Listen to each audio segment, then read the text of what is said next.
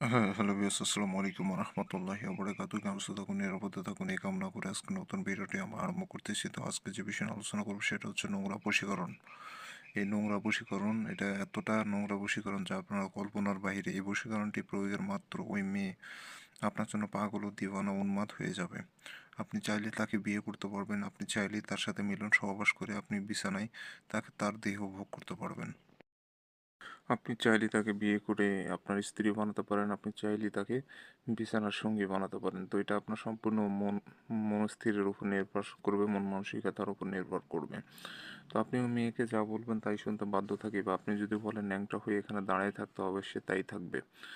আবার যদি মনে করেন যে তার দ্বারাই অন্য কোনো কাজ করায় নেবেন বা তাকে শুধু বিছানায় পেতে চান, তো আপনি মানে যেভাবে পরিচালনা করবেন সেভাবেই পরিচালনা হবে।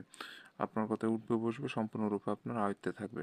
তো অনেকে আছেন যারা বাড়ির আশেপাশের বা এলাকার বা পরিচিত কাউকে ভালো লাগে, তাকে এক নিমিষের জন্য হলেও তাকে বিছানায় এনে তার দেহ ভোগ করতে চান। তো সেই ক্ষেত্রে আমি বলবো যে এই বশীকরণটা শুধুমাত্র আপনারই জন্য।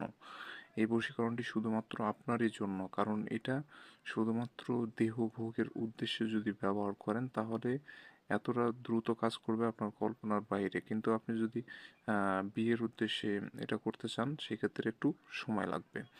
তো দুইটা কাজই সম্ভব, আপনার মনস্থিরের উপর সব কিছু নির্ভর করবে।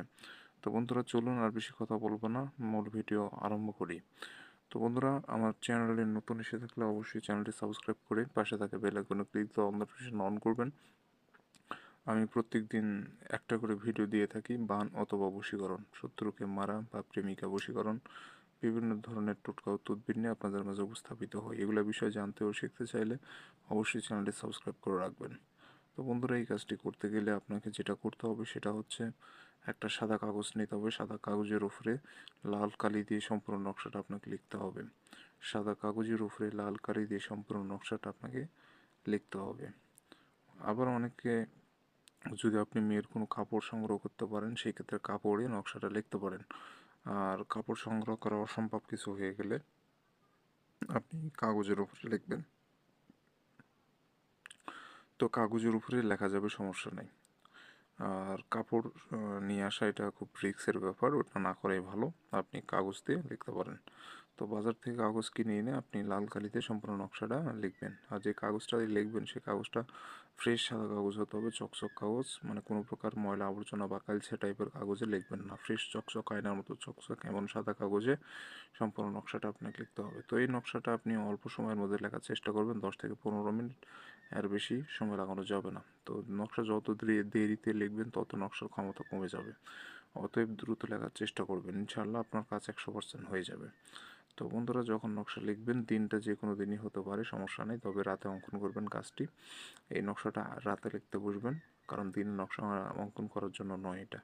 অবশ্যই রাতে অঙ্কন করবেন। যখন অঙ্কন করবেন আশেপাশে যেন কেউ না থাকে, নিরিবিলি জায়গায় বসে পাক পবিত্র হয়ে আপনি নকশাটা লিখবেন। যে জায়গায় বসে লিখবেন জায়গাটাও পাক পবিত্র এবং নিচেও পাক পবিত্র হয়ে থাকতে হবে।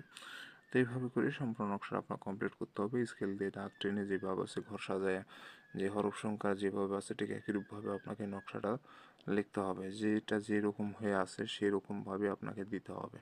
কোনো প্রকার তেড়া বেঁকা বা 19-20 করা যাবে না, এতে করে হিতে বিপরীত হওয়ার সম্ভাবনা রয়ে যায়। বিষয়গুলো লক্ষ্য রাখবেন। তো এভাবে সম্পূর্ণ নকশা আপনাকে প্রস্তুত করে নিতে হবে। আর বন্ধুরা, আর নকশার নিচে যে নাম দিতে হবে, প্রথমে দিতে হবে যাকে বশীভূত করবেন তার নাম, তার পিতার নাম। তার সাইডে দিতে হবে আপনার নাম, আপনার পিতার নাম। তো কোথায় নাম দিতে হবে আমি হাত দিয়ে দেখা দিচ্ছি, আপনারা লক্ষ্য করে দেখতে পারবেন। এখানে দিবেন মেয়ের নাম অর্ধেক পর্যন্ত, এই মাঝ বরাবর দুটো ভাগ হবে, অর্থাৎ এর থেকে এই সাইডে মেয়ের পক্ষের নাম, এর থেকে এই সাইডে ছেলে পক্ষের নাম। আপনি প্রথমে দিবেন এখানে মেয়ের নাম, তার নিচে তার পিতার নাম। প্রথমে দিবেন মেয়ের নাম, তার নিচে তার পিতার নাম। এখানে দিবেন আপনার নাম, তার নিচে আপনার পিতার নাম। মানে যেভাবে যাক বশীভূত করা হবে সেভাবে নামটা দিতে হবে।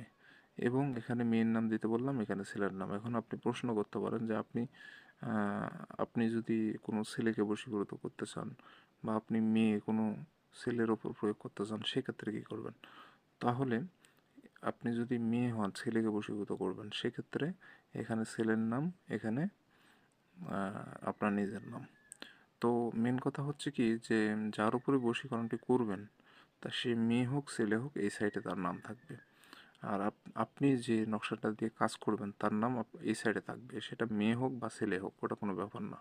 যে নকশা লিখবে তার নাম এই সাইডে, আর যে যার উপর প্রয়োগ হবে তার নাম এই সাইডে। তো আশা করি বুঝতে পেরেছেন। তো এইভাবে সঠিকভাবে যেসব বর্ণিত নিয়ম বলে দিলাম এভাবে করে আপনার নকশাটা লিখে ফেলতে হবে। তো লিখে ফেলার পর এই নকশাটা প্রস্তুত করে সূরায়ে নাস একবার পড়বেন, পড়ে নকশার উপরে ফু দিবেন। একবার সূরায়ে নাস পড়ে একটা ফু দিবেন, তাহলে যথেষ্ট। দিয়ে নকশাটা আগুনে পোড়ায় ফেলবেন, আপনার কাজ শেষ, আপনার আর কিছু করা লাগবে না। আর মেন কথা হচ্ছে কি যে অনুমতি যারা নেবেন এই কাজের জন্য চ্যানেলটা সাবস্ক্রাইব করবেন, কমেন্টের নাম লিখবেন, অনুমতি পেয়ে যাবেন। এটাই হচ্ছে অনুমতি নেওয়ার নিয়ম। কেউ যদি আমার সাথে যোগাযোগ করে বলেন যে ভাই অনুমতি লাগবে, তাহলে দিব না। আপনি চ্যানেল সাবস্ক্রাইব করে কমেন্টে নাম লিখে আপনি কাজ শুরু করে দিবেন, আপনি অনুমতি পেয়ে গেছেন। আর যদি এগুলো না করে থাকেন তাহলে অনুমতি ভাই পাবেন না, আপনি কাজ করলেও হবে না। তো বিষয়টা এই। আর তো এইভাবেই কাজ করবেন, ইনশাল্লাহ সফল হয়ে যাবেন।